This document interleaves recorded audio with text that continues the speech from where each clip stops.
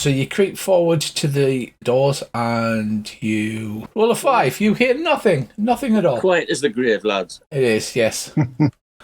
It's worth having a walk around the outside because it looks like there's pretty big holes in the walls anyway. So I was just you could be right there. Hang on. As we're looking at it, the sort of western transept, we might be able to get in through that wall there. You're right. I've just noticed. Just what I was thinking, Andy.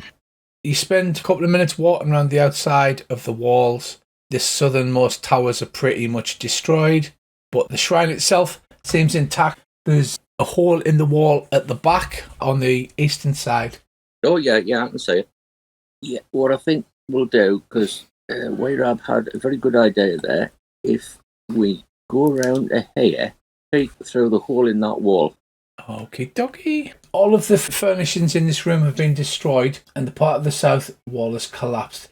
It looks like it had benches for cooking. There seems to be old, torn up baskets that maybe contained vegetables, that kind of thing. It looks like where they did the cooking in the shrine. There's a door in the western wall.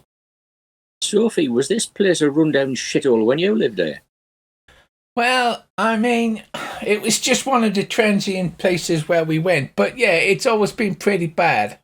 You do notice she's walking around looking at everything with her beady little eyes. Yeah, I'm trying to walk around and keep one of my beady little eyes on her beady little eyes. Does she look like she's looking for something specific or looking for something in, she's looking around in general like, I've never seen this before? I'll make an insight check. She looks like she's just making sure that everything's fine. You don't notice anything special about the way she's looking about. As you've come around the back into the southeast quarter, that's obviously where the ogre had been staying. There's a big ratty pile of furs. There's nothing as advanced as a tent, but the size of the latrine pit, you guess it was probably where the ogre was staying. Lovely.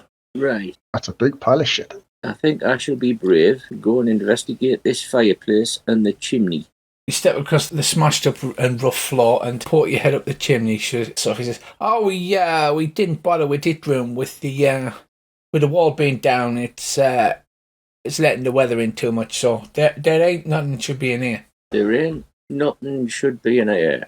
Yeah. What sort of nothing are we looking for? No, I'm just saying there should be no more orcs or ogres or whatever the hell is taking up residence in here. You take a short rest, you brew up a cup of little tea, and you have a penguin biscuit, and you feel much better. Champion. Speak to him in Gnomish. Okay. I'm saying, Andy, do you think we should call her bluff by asking her, what's in the next room? And then if she's been here before, no problem. But if she hasn't, then we know she's lying out of her ass. Well, we can do. I mean, why don't we, as well as that, why don't we get her to give us the guided tour? I mean, she used to live here. Yeah, could do that. Because I'm thinking anywhere where she says, "Oh, there'll be note in there. It's not worth looking in there." I mean, we know that she's looking for treasure. So I would have thought the places we concentrate on are the places where she goes, "I wouldn't bother with that. There's note in there. We never went in there." This seems like a cunning plan. So cunning, you can put a tail in it and call it a weasel. Or a pine marten. I take it I didn't find anything in the fireplace or up the chimney then? No, there is nothing up the chimney this time. So what would you like to do? Well, I suppose we should go and have a look through that door, shouldn't we? She's poking around in the detritus on the floor and sort of absent-mindedly. But you can tell she's trying to look like she's doing it absent-mindedly. Looking for anything in particular, Sophie? Like the entrance to the crypt? No, I'm just seeing what the orcs had done to the place because they made a right mess of it. God knows what we're going to find when we open the door. I mean, it made a hell of a mess of the place. Well, I'm hoping there's a church behind the door. I mean, it would be interesting if there wasn't. Were there any traps in the church? I swear on my mother's life, we didn't set no traps when we was there. What about when you were leaving? Well, we kind of left in a hurry, because there was all the orcs, so we didn't really have time for nothing then. Well, you're the expert of the place, so you can go first. Yeah, okay. So she goes over to the door. She pulls the door open, revealing a church. She steps through, round the pillar. Rows of crumbling pillars support the 40-foot high vaulted ceiling of this hall. Towards the back of the hall, just in front of the doors, is a square gap which leads up to the belfry. Humanoid bones litter the dusty floor. There's no rope hanging from the bell. but you can look up and see the belfry inside. Well, I'll have a look up. Can we get up to the belfry line? It's just a hole in the roof. Obviously, there was a rope or a rope ladder or something that used to hang there that's been well destroyed. You can maybe climb up the outside of the building. Or unless you had some kind of magic. It's kind of magic. Or if somebody could actually change it to a flying seagull. Well, I've got an idea. If he changes into a seagull and he opens his wings, we can throw him like a big paper airplane. Yeah, and blow behind him like... Other things I've noticed, there are 2 double doors in the southern wall and 1 small single door western wall, which looks like it's the mirror of the room you've been in. Well, I think we should systematically search this room just to make sure that the orcs haven't left anything behind. Nudge, nudge, wink, wink. You know, like check all the pillars and stuff. See if there's any loose floorboards and whatnot. Well, she says that seems like a reasonable request. I'll help you, she says. I'll tell you what, I'll start with this one at the top next to the doors. Yeah, I thought you might. Alright, so she makes an investigation check, rolling a 10, plus her investigation and any skill. And she starts, like, feeling around the pillar. Well, I'll take the one next to her, but I am trying to keep an eye on her at the same time. Right, okay. Open this door, Rich. What did I see? Oh, Dave. Right, this room contains 6 beds with mouldy mattresses, the shattered remains of a wooden table, and 6 chairs, and a soot-stained fireplace containing a rusty cauldron hanging from a spit. There's a narrow break in the northern wall, but other than that, the room looks to be destroyed. I'll search the northeastern pillar, but I'll keep an eye on Sophie. See if she's trying. Everybody's just watching Sophie. Make your investigation check, then. I have made mine. You have a 22. Oh, it's a crit as well, natural. Rob finds nothing. You search and you are definitely sure that there's nothing in this room that you could have possibly found. I walk into this room and close the door behind me. I want to see what... So, if she notices... So she's basically walks around the room nonchalantly. Well, it appears she's just trying to be nonchalant about it. Even the ones that you've checked, she seems to be rechecking them. I'll investigate this fact. Right. So you stick your head up the sooty fireplace. This is a classic case of don't kid a pet. You're not very particularly good at investigation, but you search the fireplace and don't find anything. So you do come out covered in soot. So you're now covered in blood and covered in soot. I'll be whistling quite loudly, and while I'm whistling, I'll make a sudden, happily surprised whistling sound, just to see what she does, if she hears it. Oh, yes, she hears it, all right. You just hear a little voice from behind the door going, you going there? You sound like you might have found something. You're not in trouble or nothing, eh? No, fine, Sophie. No, fine. It's okay. Just don't come in. It's a bit dusty in here. Okay. And presumably, when we spend the night here, we aren't going to camp in that room, but we're all going to be sleeping with one eye open to see at what point during the night Sophie goes tiptoeing in there and goes up the chimney. Yeah. Dave, you notice that she seems to be looking you up and down, like surreptitiously, like when you come out of the room. Oh, it's the what's it got in its pockets check. You look kind of messy there. Here, let me help you. I got a handkerchief here, and she like spits on the handkerchief, you know, like your mum used to do, to like clean your. No, it's fine. I'll wave her away. No, it's fine. Don't want to get your handkerchief dirty, Sophie. So you had a good search of this place, and the only thing that's left is the double doors to the south, which is it looks probably to be one room, judging by the outline of the church. Well, we'd better check that room, and then we'd better work out how one of us short people is going to get up to that belfry. You move over to the doorway. I ask the dog if he can sniff anything. The dog looks confused, I guess, and starts snuffling him about. You haven't really had him that long to train him for anything, but with a 4, he gives you a doggy shrug and sort of goes, Can we hear anything through the doors? There's nothing for you to hear, so no. It's all quiet now that you've butchered a whole tribe of orcs. Oh, might as well shove the door open then. You shove the door open, 6 stone pillars brace the vaulted ceiling of This temple, the floor of which is buried under a thick layer of dust. Also covered in dust are 4 humanoid skeletons in tattered priestly vestments, laying near a stone altar situated in an alcove under 4 narrow windows. Carved into the front of the altar is a humanoid eye. Aye. Any idea what religion this was? You can make a religion check and see. Look, I'll go and have an investigate of the altar, if that's all right. You go over to the altar. You realise that the altar's base doesn't quite touch the floor. The altar has stone rollers built into it, and it looks like it can be pushed backwards. I'll wave Rab over. I'll start checking the pillars. I'll stand in the doorway and have a quick look. Are there any other footprints in this room? You'll have the orcs. No, it was a thick layer of dust. There was no footprints in this room. And then I can whisper to Rab in Gnomish, this altar's got rollers on it.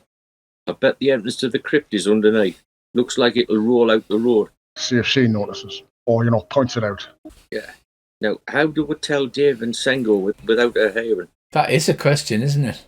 You know these talking things, you have to actually talk into them or think at them. It's just like texting somebody on a phone. Sengo's got one, Earl had the other one. So you can actually talk to Earl. Check this pillar, and I wonder if she'll keep on following me. She does wander around, and she's trying to look sort of disinterested, but you can tell she's keeping an eye on everything you're doing. So she's sort of walking around the room, kind of near you, Dave, but not right near you. So what's the plan now, then? I think I'll go back into the room where I check the fireplace. I'll just walk casually there, see if she follows. As you get sort of halfway into the room, she says, "Hey, Cecilian, you need a hand in there with anything?" Oh, it's okay. Just wanted to check something else that I think I might have missed. Sort of half walks across, trying to look through the open door, going, Are you sure? I can help you. I'm pretty good around here, I mean, I know the place and I can search it for you."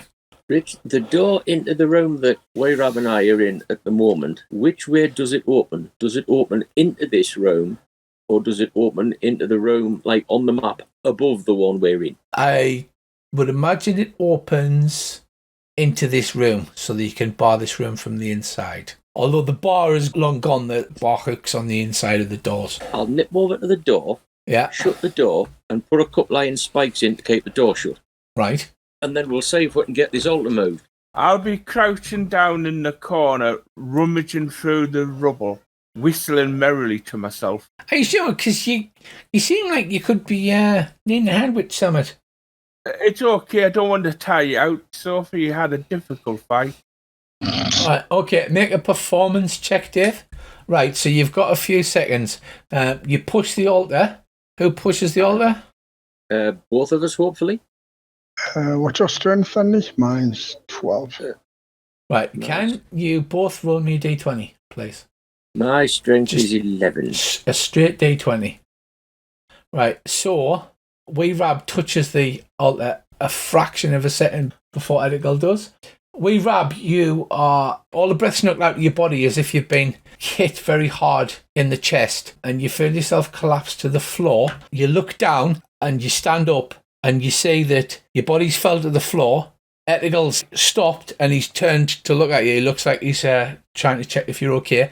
You start rising up and up and up, and behind you, from your body, through your feet, is a long silver thread. You kind of float up and through the roof, and then you start moving towards the northeast, and you get faster and faster and faster until things are zooming past in a blur. And then you suddenly slow down and you circle round this enormous stone fortress built into the side of a mountain. It's in 2 parts, a gatehouse on the right-hand side with a narrow bridge over a gap, and then the main part of the keep. On the roof of the keep, which is all frozen white, you see the great size of an enormous white dragon curled up like a cat with its tail round itself. You do a circuit round this dragon, there's great puffs of icy breath come out from its nostrils, and then it cracks one eye. You know when cats look at something and there's nothing there? It kind of does that for a few seconds, and then it sniffs the air with its enormous nostrils, and then does a dragony shrug, puts its head back down, you feel it tugging on the silver cord coming from your body, and you snap back like elastic. You wake up on the floor and Edigal's leaning over you, and he's either shaking you or going through your pockets for loose change. You're not sure what. Edigal, you've seen wee Rab collapse to the ground. His eyes roll white back into his head. Only about maybe 5 seconds pass, and then his eyes roll back into his head, and he sort of goes, and then he blinks his eyes several times as you're leaning over him. Oh, God, you all right, mate? I know where the dragon is. What, you've got a crystal ball hitting about your person, have you? Well, I feel like I've had one stuffed inside us, but sort of. Oh, okay, well, that's one question answered. I'll describe to Andy what happened. Bloody hell. When you fell against the altar, it had actually moved.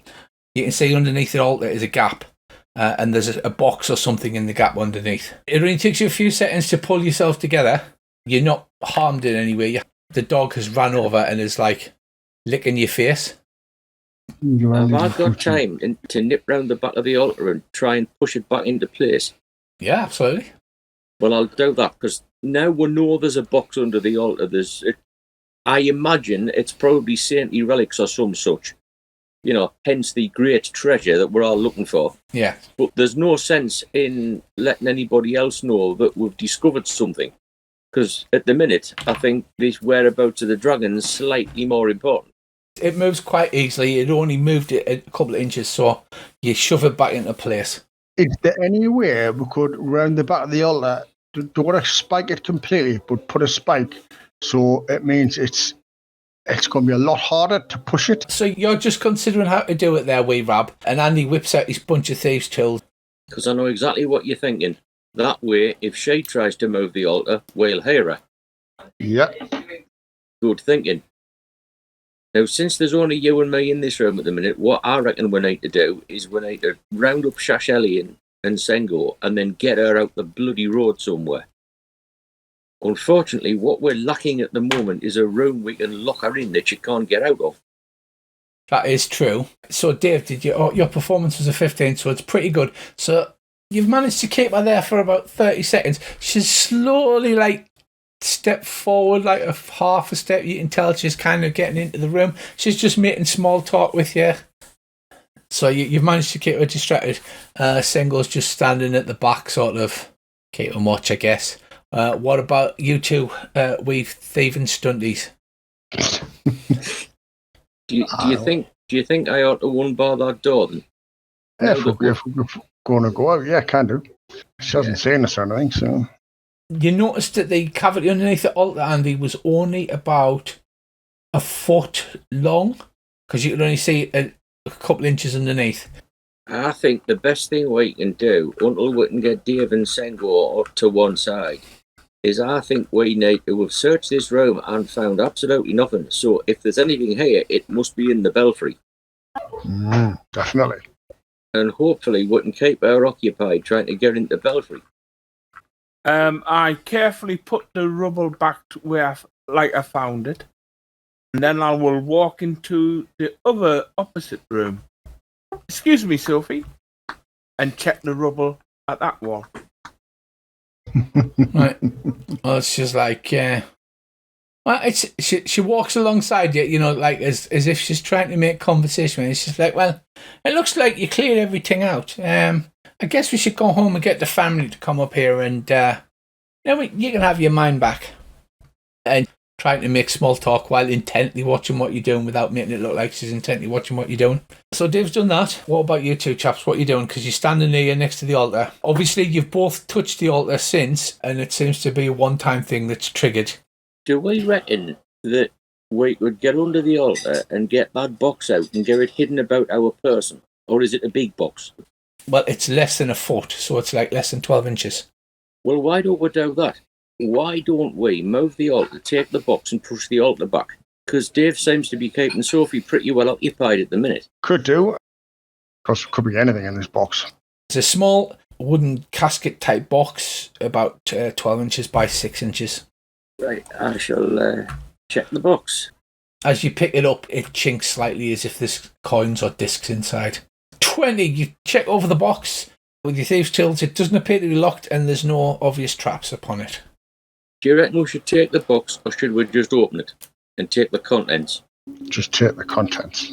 Because she'll be really miffed if she thinks she found the box and there's nothing in it. Good thinking. Prior to taking the money, I open the box. Right. You open the box. Inside is a bunch of loose coins, a handful. You're later to discover to be 57 gold pieces. And a small brass key, the head of which is worked into a question mark shape. And there's no keyholes in this box? No, there's no keyholes in this box. Right. But the key itself, Andy, it doesn't look like a normal key. It looks like it's almost a key blank. You two make an arcana check. I'm wondering if it's one of those, like a magic key that'll adapt to whichever lock you put it in. The idea is to just to secrete the coinage and the key about our person, put the box back, shove the altar back, and pretend nothing ever happened. You do that? And then we'd best go and unbar the door and have a word with Dave. You unbar the door, but because of Dave's performance, as you poke your head out, you just notice that Sophie's kind of like leaning back through the other door, as if to say, hang on a minute, they've gone awfully quiet. And then she sees you and she's like, hey, you find anything in there? Dust and skeletons. Not a bloody thing. Yeah. Waste of my time. It is my considered opinion that if there's anything here, it's up in that belfry. Okay, then. Then the belfry we have to get up into. Did we search these skellies? No, but they were just mouldy skeletons with rotten priest vestments in. She sticks her head in. She goes, "Yeah, we didn't bother with this place either. We mainly camped in the middle. We weren't here long. We didn't want to mess with altars because they're kind of like, they're often trapped or cursed or whatever. But like you say, her eyes are darting around the room to see if she can see anything. Can't you see all of your footprints in the dirt from next to the altar? Maybe. She does seem to be looking at the floor near the altar."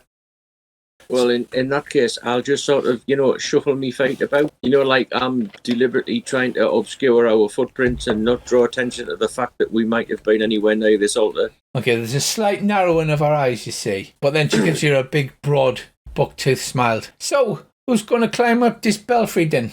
I ain't got no ladder. Well, it's quite a long way for us, because me and Rab are not exactly what you might call tall. So we thought it might be an idea if we gave you the rope and you climbed up and then we'll come up after you. Yeah. Okay. She goes outside and she sees how difficult this might be, perhaps. I can probably get up there. Oh, don't let us stop you. Ladies first and all that. She shimmers up the side of the church and disappears into the belfry, trailing the rope behind her. I start silently counting on me fingers how long she's taken, because we know she's going to have a look round up there first. Yeah.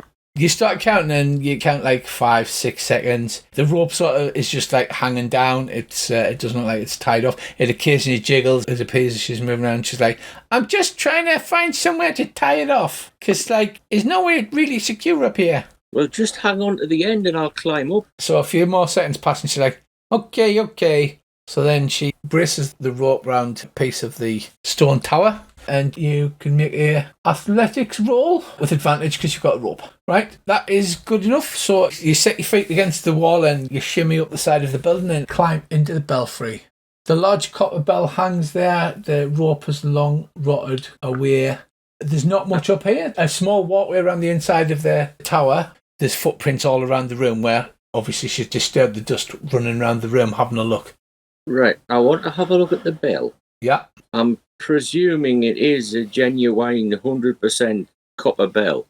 Well, that's what it looks like.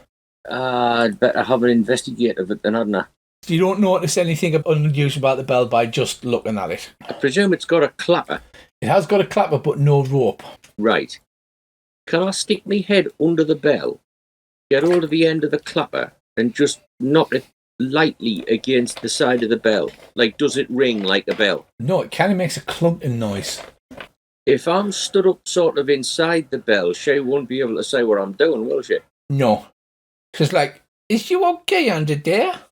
And you can hear the shuffling of her feet as she's still like trying to search for secret panels in the walls and things. Yeah. I'm fine, Sophie. Just bang me head. Can I whip out a dagger and just have a tiny little scratch at a bit of the inside of this bell? Yes, you can. Make a stealth check with advantage. Yes, as suspected, you scratch away the thin veneer of copper foil that's on the bell, revealing gleaming gold underneath. Right. Do you try to estimate if this entire thing's made of gold, how much it will be worth? And your eyes do that thing where it puts little gold pieces signs in them, so much that you almost fall out of the tower. Right. The bell's 3 feet wide and looks to weigh about 50 pounds. I duck back out from under the bell, rubbing me head. What I'm doing is I'm looking up to see how it's attached at the top, but I'm sort of like looking skyward and rubbing me head as if I'm sort of, blaming the gods for me having banged me head. Yeah. How's it attached at the top? It hangs from an iron fixture bolted to a wooden crossbeam. You'd need either carpenter's tools or smith's tools to get the bloody thing off. What about thieves' tools jimmies to jimmy it off? You could certainly try. It will be more difficult. Of course, I have visions of this being a bit like that scene from Only Fools and Horses. I know exactly what you mean. You know the one I mean? Yeah, with the chandelier. Yep. Yeah. You loosen it and suddenly another bell falls out of the roof. You hear her cursing under her breath and she's like, oh, maybe the goddamn monks buried it in the yard. Monks used to bloody well do that. I sidle up behind her and whisper to her, buried what in the yard? What? They must have had a cross for that altar. I don't know where the cross has gone. See, if it was me, I say to her, I would have put it in the crypt. She says, well, we never found a crypt. But, I mean, you've cleared all the orcs. Maybe you should just go back and tell the family. Then we can move up here and you can have your mind back and everything will be hunky-dory, okay? Yeah, that sounds reasonable. I'm receiving another Haynes plan to get this bell out. A Haynes plan or no, 4 bells fall out of the ceiling. One of them lands directly on Sophie. Oh, what a shame. We could claim this as a stronghold, couldn't we? And do it up. Kind of a trail, like, to be honest. Pair of you tie the rope off and then shimmy down the rope. And as soon as I get an opportunity, once we're back down on ground level, because the only person I can really talk to without anybody else understanding what we're saying is Wayrab. I'll go and very quickly explain to Wayrab the status of that bell. I grin like a necrophiliac in a morgue. Do any of these doors inside have locks on them? No, they've got bars. I asked Andy, how bad was the brickwork up in the belfry? Oh, to be fair, I didn't look. Can I remember? It's solid enough that the tower hasn't collapsed, so it's in pretty good nick. But if I accidentally fired off, say, Thunderwave inside the belfry, would it blow the belfry apart? Oh, God, yes. Good thinking. Because the other thing is, if there's a £50 gold bell up there, how the hell are we going to carry it? If we can accidentally break it into manageable pieces. Yeah, what was it, 60 miles, you said, Rich, roughly? To Fandolin, yes. Do you think it's going to be necessary for Sophie to suffer an unfortunate accident? Yeah, because we can always go back to the mine, and when they go, what do you mean she's dead? We go, well, you said there was only orcs there, and then throw the head of the ogre, and go, that does look like an orc. Because all I'm thinking is, if you do that thing, what you've just said, she might notice. But ever so slightly. Unless there was a way to get the bell to fall on her, which would kill 2 birds with 1 stone, if you'll forgive the pun. So it is. What if she was in the belfry at the time you sets of Thunderwave off? That would be even better. I mean, don't get me wrong. It's not that I wanted to suffer. But I do. Yeah, because after everything we went through the last time we played, and she stood by and did bollock all, and we know the only reason she's there is to half-inch this treasure that we're trying to half-inch off her out from under our noses. You cannot rightfully steal what I have rightfully stolen. Yeah, pretty much. I wonder what the melting temperature of gold is. Well, Earl's in town. You could always text him and then get him to ask the blacksmith. Why would you need to know the metal? Okay, this is going into Haynes territory where it gets more and more complicated. Why do you need to know the melting temperature of gold? If you fire a thunder wave in that belfry, it's probably going to blow the belfry apart, and it's at least going to smash the thing that the bell's bolted to. so that the thing will come crashing down. No. However, if I can somehow work out the way to fire a moonbeam in reverse, so instead of going sky to ground to sky, I can fire it up and melt the bloody bell. No, because the funny thing about the moon is it's up.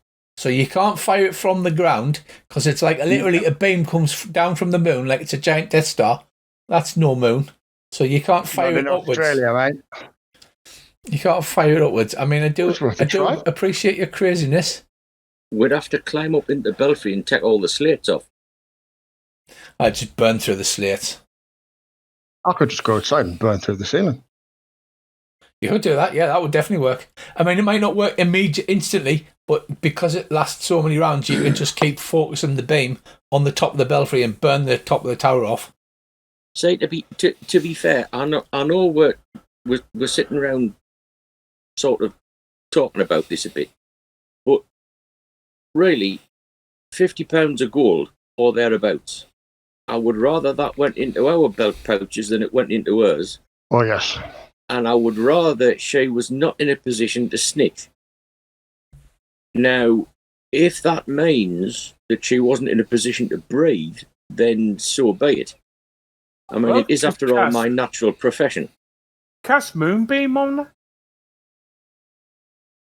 Well, we need to decide, are we going to do it now or later?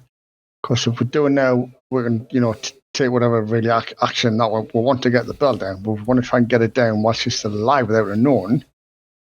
We're going to have to try and keep her occupied while I nip outside and maybe on the top of this tower off.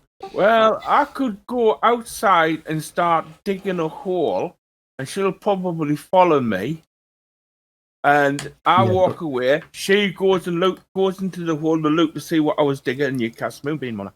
That's where you're not likely to set the shrine on fire either. She's like, excuse me, I just nip off to the ladies' room, and she goes into that room where David went. Somebody listen at the door to make sure she's not, driving a fast pair of leather boots in the opposite direction. I think we need to kill her first, though. Davey, you could nip out and pretend that you've been in one of these far, pretty castle-y bits on the corner, and then say, hey, this looks really suspicious. Come and get her in there, start searching, hopefully, and I'll go at the other one. So I'll let off moonbeam, keep in there for a minute searching without, getting her to look outside. And hopefully, we'll see what happens. And I can come with you, and if needs be, I'll do the dirty deed, so to speak. Yeah. Mm-hmm. Metaphorically speaking. So make a performance check, Dave. Oh, man. So she says, "Is that right, Shashelian? I come with you, and then maybe if you need any digging, I can help you, okay? What's with the 20s? Andy talked with Orc? 20. Hey, don't kill us. Come and watch me juggling. 20. Yeah, okay, fine." So she's like, "Yeah, Shashelian, I'll come with you." It'll probably be the last natural 20-hour roll for this. So you head over to there and then sneak up behind her. Basically, yes, if it's necessary. Well, let's face it, when that bell falls out the belfry, she's got to know something's up. I mean, I think if we're going to do the murderous business, we might as well just get on with it. For God's sake. Right, Andy, you sneak silently along like a whisper through the grass. Nobody, and I mean nobody, unless they roll a 20, could have any idea that you're there. Which Sophie has not the clue. She's completely fixated upon Shashelian. Are you a good alignment by any chance, Dave? Just asking for a friend. Kind of like neutral good. Kind of like neutral good. You pull your shot on it and shank her, presumably? And roll one. Right. So I give him my D20. Oh, Jesus Christ! That's it. Right, at you pull your shorts on it, and at the very last second, you trip slightly. The shorts on, instead of going through her back, goes through her clothing. She turns around. She goes, "What that?" She sees you standing there, looking all guilty with the short sword. So we will roll initiative now. Right, Bracey, this has all gone horribly, horribly wrong. Don John is not privy to this plan of wanton brutal murder, I presume. No. Right, so we can just ignore Don John. He's just sitting there. Ethical, you go first. Right. Well, As I'm doing this, I look at Dave with that expression that says, "A little help here, Shashalian, anytime." Like, Well, I try, but it's not going to do any good. okay, you stab wildly at Sophie.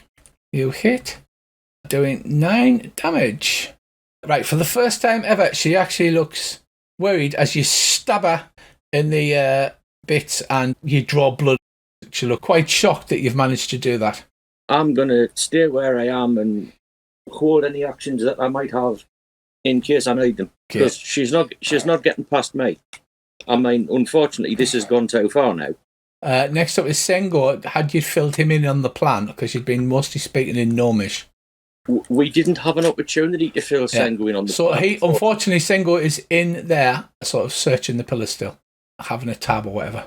Next up with Sophie, horribly, she sprouts fur all over her body, and her face turns into the visage of a giant rat, surprising literally nobody in the whole party. She says, "You pay for that!" And she attempts to bite. You go, girl. Teach that dude a lesson. It's a hit. She nips you about the face, neck, and chest, doing 3 whole points of damage. Andy, can you make a Constitution saving throw, please? I hope so. You hope that that's not going to become infected or anything, and then she takes a swing at you with her short sword. Missing. And that's her turn for this turn. Shashalian. I will shoot her in the back with my sword and hope the hunter's You shoot her in the back with your sword? I will, with my bow. You hit. Oh, the yarrow sinks into her clothing and just sort of hangs there. Apparently not drawing any blood, Dave. We Rab McTavish. Right. Does it look like it's gone good or gone horribly wrong? All you can see is a flash of blades as Etical stands in the doorway, and then like this hairy rat head comes out and bites him on the face, but you can't really tell how it's going. I'll hold my action. I get in a position where I can get line of sight, and I hold my action. So if the rat comes out the doorway, I can try and get a moonbeam off at the rat. You're on the top of the tower, effectively. You're not in that bit, but that's where you are. Right. New round, Dog, Don John. Etical, you're up again. So right, I suppose I'd better attack her, hadn't I? You wipe the blood from your cheek. God damn it, you're good at hitting. She comes away bloody again. She looks badly hurt. Sophie attempts to bite you once more in the face and misses with a 1, and then stabs with a short sword, hitting a minor nick. You know she rolled a 1 with her teeth? Yes. Can you fumble teeth? If there were fumble chats in, yes, you could indeed fumble teeth. I was just curious. She bites her own lip, just like, "Oh, some bitch." Shashalian, it's your turn. I don't think there's anything I can do to hurt her. I mean, could I throw a silver coin hard enough to hurt her? Have you not got a sword, Dave? Yeah, but it's not silvered or out like that. Yeah. If you remembered when you first came into Fandle and the blacksmith had a sign up that said, horses shoed, weapons silvered, and everybody had a good laugh at how funny that was. Grab the bugger. I mean, grapple her? Yeah. Yeah, I'll try and grapple her. So you get a 20. Oh, I got a 19. So you grab her and she thrashes backwards and forwards. But sadly, the poor bugger is grappled. Dave grabs a hold of her, dropping his weapons. We Rab, it's up to you. All right. I will shout from the top of the tower for Sengo and a dog. And then I will actually make my way down from the tower. Because, like I say, this has all gone horribly wrong. So that's just a free action to shout. Okay, and then I'll get down from the tower as quick as I can and make my way down towards them. How high was the tower again? 20 meters? Yes. So that means I'll be able to move 1 square. Okay, dig. You're up next. Oh. How do you kill this? Well, I stick my sword in her stomach, push the handle down, move it slowly up to her heart, and as I say the lights start to fade, I'll get right up in her face and go, "The bell is solid gold." She goes, "No!" and expires bloodily on the floor. Right, we need to bury that. I just wanted to make sure she knew why she was dying. You dump the corpse on the floor, wipe your sword on the grass, and now what's the plan? The only thing we need to remember is once we've got this bell down and we leave here, we need to take this corpse with us and dump it somewhere. Because otherwise, when the rest of them turn up and they find out that she didn't die by being eaten by an ogre, just leave her under a body of load of orcs, so it looks like they've killed her. Good thinking. We'll do that. We'll drag the body over and dump her like half under a pile of orcs. Right. Okay. Put one of the orc swords in or something and make it look like she's valiantly fought and died. Could I get a silver piece and like rub it against the edge of the orcs' axes, so it made it look a bit silvery, so it looked like she was killed by a silvered orc axe? I guess you could. And when you come back to Don John, he's like, she went for Dave. By all the towley. She went for Shashellian. I almost wasn't quick enough. Well, I suggest when we'll get the bell, we'll go straight to Fandolin, get all the weapons and arrows and bullets silvered, and we'll pay that fucking mine of it. Is it worth searching this if she's got anything? She's got a short sword, she's got a hand crossbow, I believe, bizarrely, and a handful of coins. No silver, just gold. Do you think we should take her weapons and purse to give back to, her family and say she fought bravely, but the orcs killed her and, we're returning this because, we didn't want to just leave it lying about? Good. Thereby adding to the lie. And unfortunately, we weren't able to carry the body back. Because we were too busy carrying a solid gold bell. Exactly. The next let's get stage of the action is Bracy moonbeaming the top of the... After I get Sengo out of the building, in case it collapses. You shout to everybody, get clear of that building, and then you Death Star the roof off. Yep. Target, maximum firepower. Boom. To 30 seconds of concentrated burning, the beam burns partially through and the weight of the bell pulls it off. It crashes to the ground. It makes quite a ratter, but not as much ratter as you would expect. And then it's split in one area and it's all bent at one end. You can easily see the gold within. Yeah? When I hear the wooden crossbeam it's attached to start to creak and crack, I should just look at the rest of the lads and go, brace yourselves.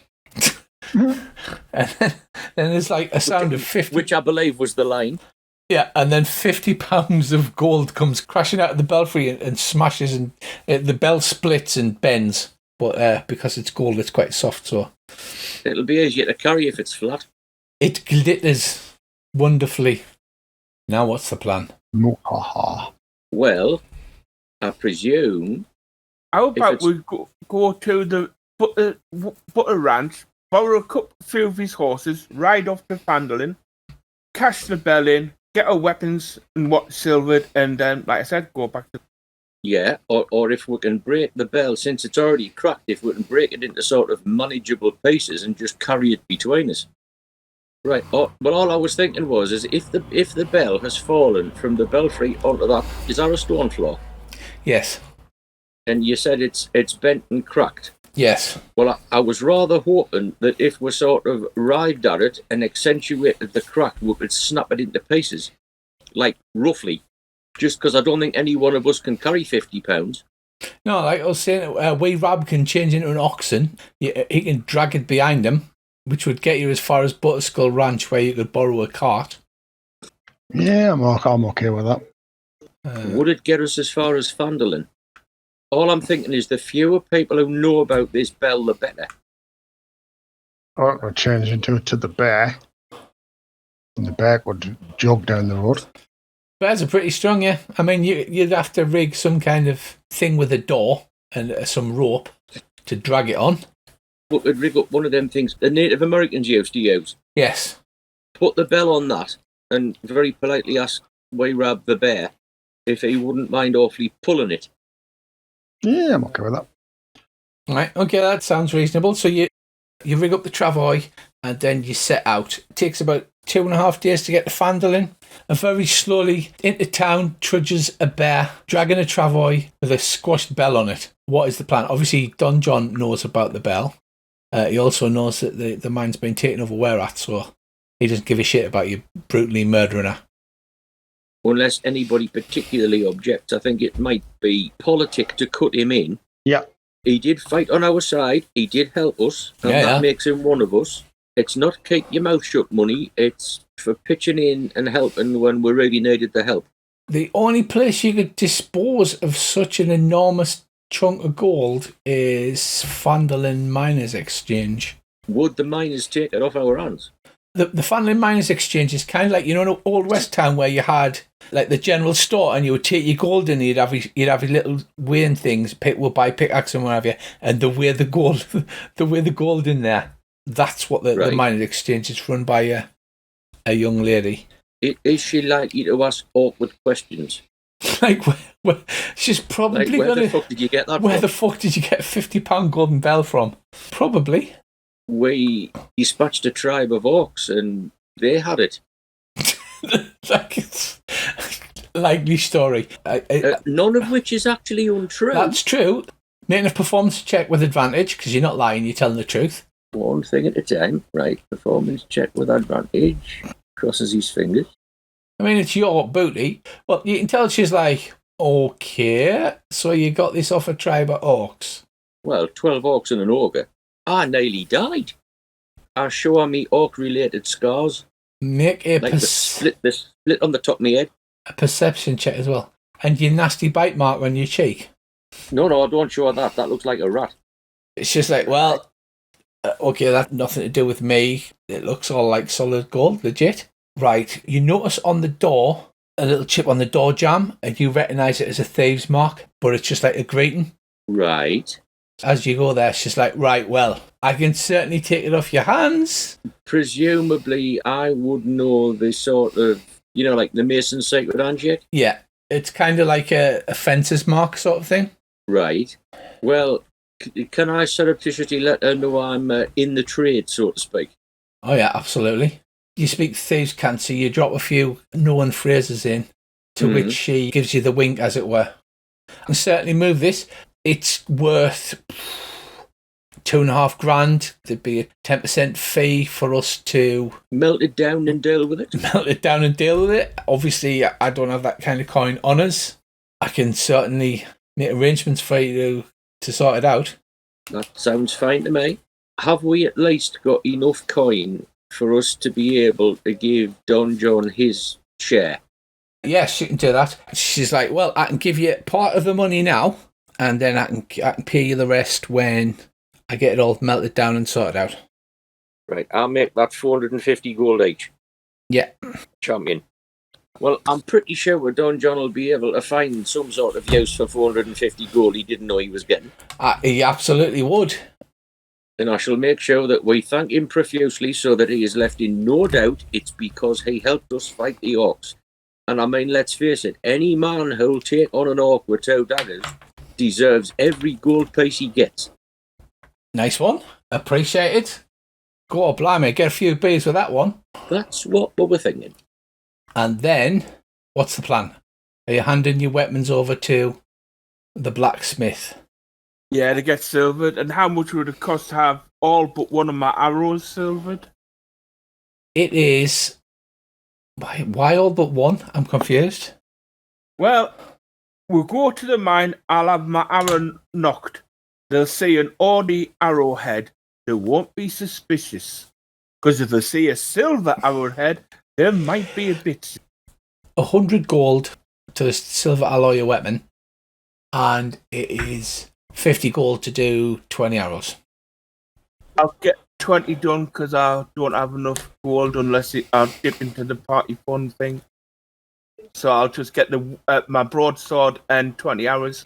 So that'll knock us down to like 13 gold pieces on my character sheet. Oh yeah.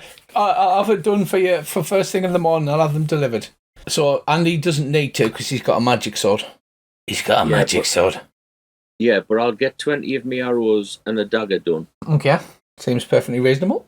I think we should go in the morning once we've got everything silvered. Yeah, seems... Including Sango's great axe? Yes. Yeah, absolutely. I even silver my my hunting trap. So if you just imagine there's a bear walking into town with a travois, with a big lump on the back, with loads of blankets thrown over it so nobody can see where it is. All of the peasants and the children are stopping and pointing, going, what? Don't get too close, lads. This is effectively what's just happened. So you rest up for the night. That's the easiest 250 gold I've ever made. Now, this is a serious question, Rich. Would the blacksmith be able to do anything with my... If you say dog... my quarterstaff for whacking people. You mean silver it? Iron bind the end of it? He could, but you just need to use shillelagh, which makes it magical. And also does more damage. All right, okay, that's fine. Before we take the rest, though, I want to cast Detect Magic on Andy's key. Any chance I can pick up another healing potion while we're in town? She does them at the windmill. She doesn't do them in town. Ah, right. I also had a cunning plan. Yeah? When we go to get them, so we ask her if she does frost resistance, so we don't end up like all them sodden orcs. Oh, that's a good idea. That's a bloody good idea. Well done, that man. Well, as you can see by the map, she's not that far out of town. She's only a couple of miles out of town, so you can nip over there. You've got time today while the blacksmith's doing your weapons. Well, we'd best hot-footed over there then. I would take a bimble. And while we're there, I'm going to ask if she's got any salve for me face. Bloody rat bite. So you head out to see the oldie witch, and it only takes you half an hour or so to hike over there. She's managed to get none. There's none ready. So there's a big vat of healing potions like bubbling and boiling out the back. But unfortunately, there's none ready at the moment. And she greets you warmly. The little Minotaur kitten that she's been looking after is looking much better. It's got some of its bandages off and it's still got the little collar that round its neck will stop it chewing on its leg. Right, like lovelies. Is it wearing the corner shame? Yes, it's wearing the corner shame. Oh, bless it. Its tail spikes are just coming in, but they're only soft. So it keeps like firing the people, but it's like being shot by a Nerf gun. So you're like standing taut and it sort of goes doink off the top of your head kind of thing. Oh, bless it. Aye, wait, Rob, have a word about that thing, what you were going to have a word about. You know, the ready bread portion. I asked her what the crone, whatever she is. She's like, I'm bloody 27. Everybody keeps calling me the crone. I'm only bloody 27. Can you do any potions that will resist cold or frost or ice or something like that? She says, aye, I can brew them up. It'll take about a week or so, though. I hope you don't need them straight away. You see behind her the big cauldron that's bubbling and the coin. She's like, I'm trying to restock all the bloody healing potions because some adventurers, she like looks around and goes, keeps buying them all and drinking them. Cool. I showed the top of my head and it worked at all. Very impressed with your healing potions. Oh, it looks nasty, that like. Aye, it was. I'll tell her how it happened. Oh, bloody hell. Sounds like you had a right 2 and 8 there. Just a bit. She says, yes, the ingredients are quite expensive and I can send for them, but it's going to come to like 50 gold each. The same price as a common post. Normally there'd be more than that, but I owe you one. You reckon I need 2 each? Yeah. Just in case. Yeah, we'll put an order in for 2 each. She says the effect should last about an hour and I'll get them brewed in about a week's time for you. Doug, as a Nerf gun tail spike bounces off your head. She's like, that little bugger, I wish he'd get well and then sod off. Oh, he's all right. I say, ruffling the fur on the top of his head. He's weird, half lion, half human face. As he sort of does that cat thing where he bites your fingers, but not actually tries to bite them off. He's only playing. He keeps even bloody dead birds on the outside of my windmill step, I tell you. No bloody worse. Come down in the morning, dead birds everywhere. You order those, you pay for those, and she invites you to tea. A nice little tea and some homemade scones I've got on the oven. Shocking. Nom. You spend a pleasant evening with the witch and the baby manticore. A pleasant afternoon. You have proper afternoon tea before you head back to town in the inn. A hunting where rats we will go. A hunting where rats we will go.